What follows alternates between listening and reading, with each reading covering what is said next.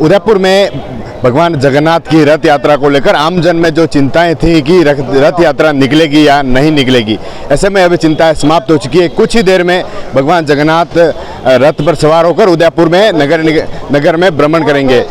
जिस तरह से 450 वर्ष पुरानी परंपराओं का निर्वहन करते हुए भगवान जगन्नाथ नगर में भ्रमण पर निकलते हैं, उसी तर्ज पर आज भगवान जगन्नाथ उदयपुर नगर में भ्रमण पर निकलेंगे। जिस तरह से रथ बना है देखें तो 450 किलो चांदी से जो रथ की शुरुआत हुई थी, आज वह 95 किलो की चांदी से बना है। जिस तरह से हजारों भक्त इस रथ यात्रा में उमड़ते हैं, आज किस तरह से व्यवस्था है रथ यात्रा को लेकर और कितने किलो चांदी से इस रथ को बनाया गया है, जो किस तरह से रथ को बनाया गया है? रथ का निर्माण बहुत ही सुंदर काष्ठ प्रतिमा बनी हुई है और उस पर जो 90 किलो से 95 किलो एवरेज चांदी लगी है।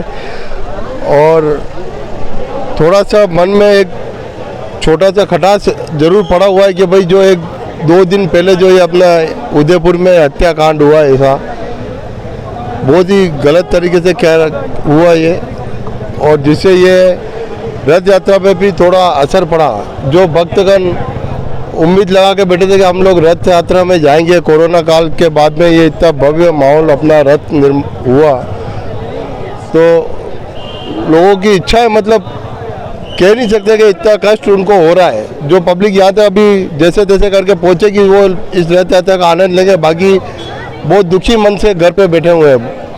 और प्रशासन अभी जैसे सहयोग कर रहा है, ये रथ यात्रा अपने कोरोना काल के 2 साल बाद में ये हुई है, पूरा प्रशासन इसमें लगा हुआ है। बाहर से हमारे जैसे दिनेश जी MM साहब वो भी यहाँ पधारे हुए हैं, तो उनके नेतृत्व में, उनकी सानिध्य में सब प्रशासन लगा हुआ और देख रेख में ये रथ यात्रा निकलेगी।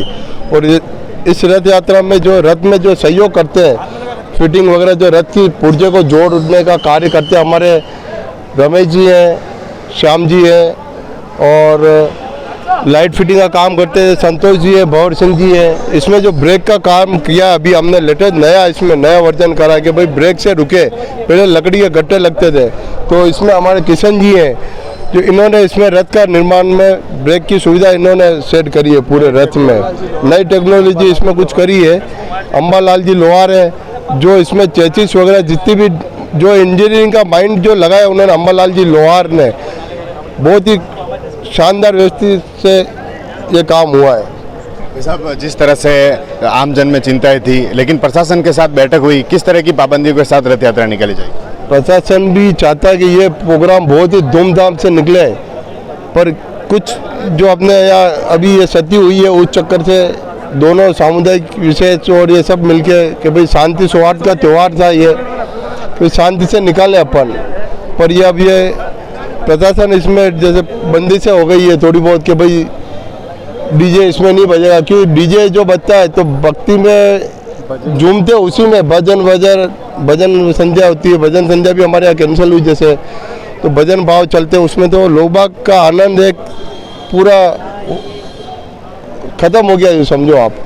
तो अभी खाली बैंड पे परमिशन दिए इन्होंने, उसमें भी बैंड पे फाउंडेशन के 4 से 5 बैंड आप इसमें रखोगे, जो कम से कम 25-30 बैंड इसमें लगते हैं, सब अपने अपने सेवाएं देते हैं, बैंड वगैरह इसमें घोड़ियाँ चलती है, सब कुछ है। पर अभी ऐसा माहौल नहीं लग रहा है कि भाई सर्व समाज की झांकियाँ भी होती है, कम से कम 50-60 झांकियाँ होती है, पर अभी कुछ भी नहीं है यहाँ पे, खाली पड़ा है पूरा चौक गया।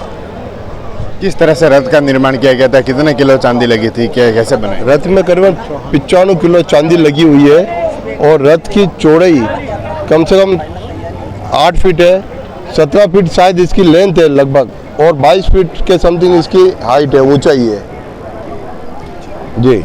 बिल्कुल जिस तरह से देखें ये रथ है, बिल्कुल बहुत भगवान जगन्नाथ इसी रथ में विराज कर अब नगर भ्रमण पर निकलेंगे।